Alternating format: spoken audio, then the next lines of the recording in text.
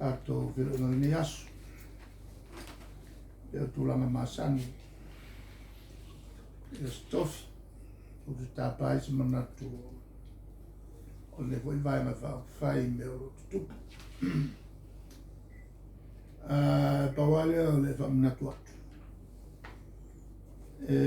awane o to e fa winga ina upu ia fa alu pe upu sa o to talai la mele alu wa upu a ko ngofo fa winga se lo ma tau e pe o le tau pule fa unga fong talai da fa yaila fa unga tau na fa tus kom su fa sama tanga lo ma fa na pa sapsin ya o so tau e le fa unga fong talai a fa ronga tu o mai se o ana lu tau mela le o to via lo tu sta le feso o le mele o nge ko fa ya o ke si o ki o uma e to fa tra mai o mai mele so fa ya upu ma le fa ket e le winga fa mai to no le mamla mai o to la na ya la mata ya tato talonga leo na mai manino to le hotele auto sili ono talia tu lea ono hotele nim tapu lo ya mtau mtau pu auto sa ili mai ai se manatu le vai fa fai tanga solo lo alo fa tai na fionga ole pata opu fo ile leo fo ile sa fa malo lo mai le vai tawa o ile komsina le o na vai atu ale pe fo le mai o le o mai ale pata opu fa msino le o toi tutongi le ali i leo le back pay ile se lau fitus fulu a feta la pole aso fina ngalo o le fai unga le komsina o leo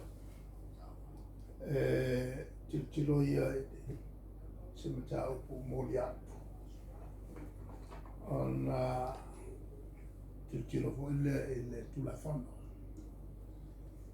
ona fsili fo la o komsina lo isi va tu staff ele fa po le la na fa ia e fa unga ale komsina o le e fa vai le ia ia le fa unga e fo il fa di tenga komsina o le wa se fa e ono modia le tanga lunga malo e se fa unga se ia ia me tu ele ta fia le alu le tmata wa fia tan avel tan e al melana e tatu te le milo wa te le me tu ki me va bene pe o le si vamos no vo sa tu si me no tilo ai e moria al tua malo lo sia moria e ona e se lo leo lo si e o el kaimi e ave ia moria mo su ya ko ale ia moria wa ese ia vaenga ia namanu sala ile na moria ke la me kupu fa pe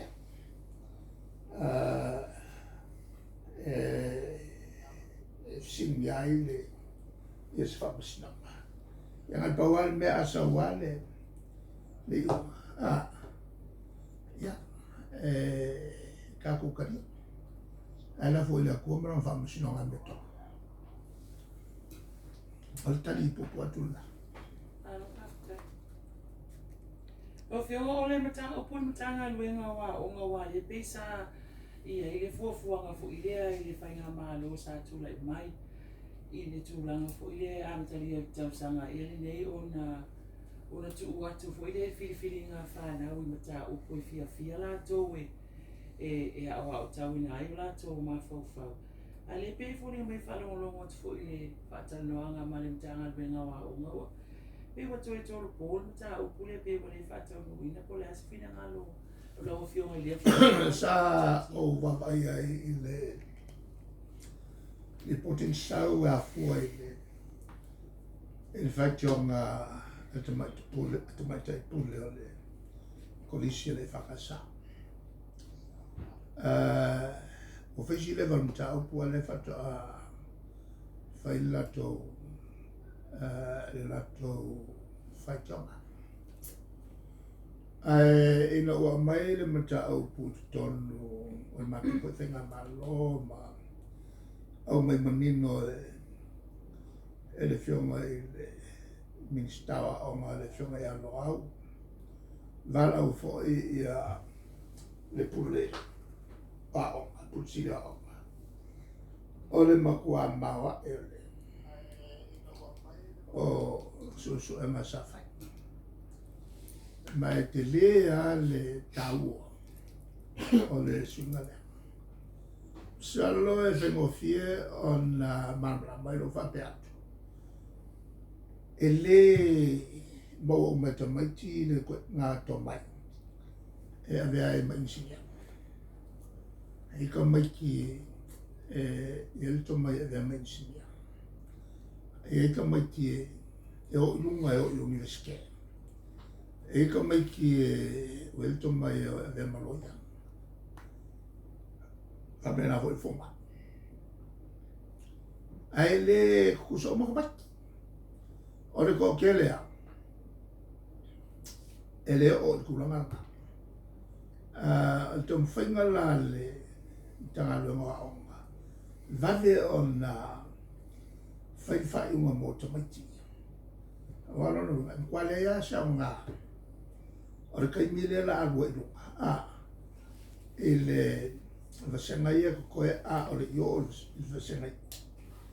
Ua lava le kai o le e whaamsinoi e le mauane e le ausia maka. Lono wanga o malea e pa uila. Ona whaielole la tu whai unga peolo e whase e se loa. E olo ea onga mo se lato matata. Lono winga la po le a tasi po le lua tausanga. Ua vave on whase esi. E whaise lato matata. Ona vave eile na maua ngā luenga. Vave na maua e le tupe matua. Na ilo le ma i mau le lua kausanga nge. Ala ilo le le whai aonga. E le aise e le roto le mamla mo o le tamba. E mata upu science. Po mata upu i tau accounting. Po mata upu finance. E tau mamau ale marofonga whawai ai tūlanga lea. A mese so sani matua. E le kamwhai ai ale ia kamakith i le ingweske. Umange luka usanga i le sianga. A ele papasi. A ele le loa ngā wave kuuloa e oe. E kau ale ia se tomai whapito. I kamaki whapenga. E le se li e le pasi skusi le o kewa. Whailore ngāra matua. Silonga whaame e se ale o ea o ngā insinio ka vale i o i le tato wa o ngā fo e trade training. E vai vasi. Te kau kongoane lo, ai ka le pelo le ka vale. O ngā koe mofo leo ka mai ki kusa o ngā ka mai e sau vai. Ai leo le mafofa. A kasi ale va inga ka le penga ka vale oso mai maha. I le koe ngā melea. E ai le pasi skusi. Ya la fa ya fa isi. O mo kwale le o isi. Le winga la ngai kere ka ko pule. Ele o kala ngoma ele o kala ngoma common sense. Almena sa tonu fai el finale. Allora fe kauli le il posi. Ele o le sa ili o le o a le lamu o ele sa le o a wana ngai ko kafia le porkala. Ele o so swani. Il finale na ele fa o mai no tomatia e vai vai. Ja, ole talia tuna. Whawhatai. Pama mole lau fionga, e fi whaali so kina ngalu fo tu sai mole. Fofo ngal fai nga malo. E whape a mata masina fo, whamalu si ai le whaali e leo pe patui o le au whanga luenga malo. Whatu a whaatanga leo no oi ofisa, se fofo anga fo na line ia. Whamalu si ai le whai o tui ma whaatino ina uma tui mo mia. Roi e fo i se whaali whapea sa i se fufuanga whaatatara noa mo se limas futa la fo i lea as a reward ina ia tawa nau mei la to wele i tui. Lea so fina ngā le tula. Talo le van konfusi me wapea. E o mai ngai ele i o le ale i uma le kui a momoa. Ele i mai a hoi kui a longa lua. O le mun konfusi me wapea. Deu que vale uma coisa. Falou se malosi o meio o foi cucui. O meio le o a aquela mama o ngalo mai malo. Ele ia pui wa le tulanga lo tele. O ngai ngale o pui a tako. Il kanga ko kasi musu kui.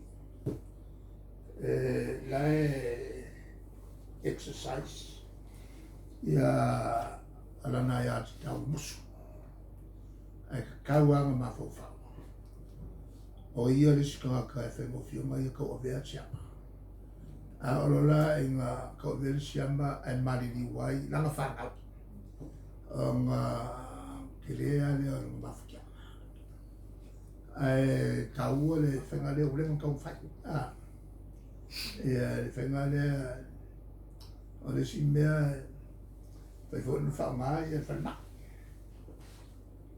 watu o e konfiki ia kongi le o le tupe masani so whaari malau pepa ale ai ia taita e le mwhai o na nofo se malo e tau o na whai ngai o inga tau na whai ia matua fo ile lango atu i tau whai ngai malo awai e le va pea fi ai ngā o la kou ia e ke ka fi o mai a tatu whanau o le makua o wika a le vea mai so grandchild isi ka ngaka i esi mawhafonga whapiko whapea ia a no whatata mawhawhau e o bua Yesu fai isi e pere mna o fo o e fai ate ai e le kaunkupusi me whapea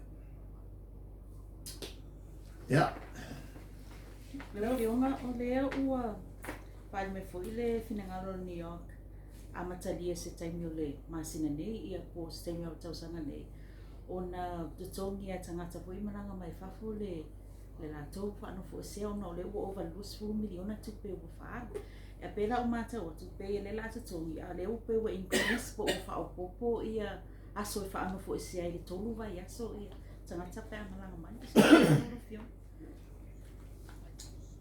mantua tātou nā mata mele e tutongi ai e le malo ia e whaano fo se au e whamai lunga tūlanga o le le so swan. Telea ia manatu sa langa le taimi lona. So la kongi o me fafo lai o me makupi. La le meo le ako e kongi e fo e malo. O le tūlanga fo e le so sani e tātou tangata. Lea nā lai o na whaipe mea nā. Tau sanga la tonu ai. O so e se New Zealand. Awa o mun fo la New Zealand ka ko mele fai. E tau te le vai niu lea. Awa la wai loa New Zealand. Ako kongi a le kakai. E ongo iai se te. Ono te lo tangata e o New Zealand citizens. A Samoa.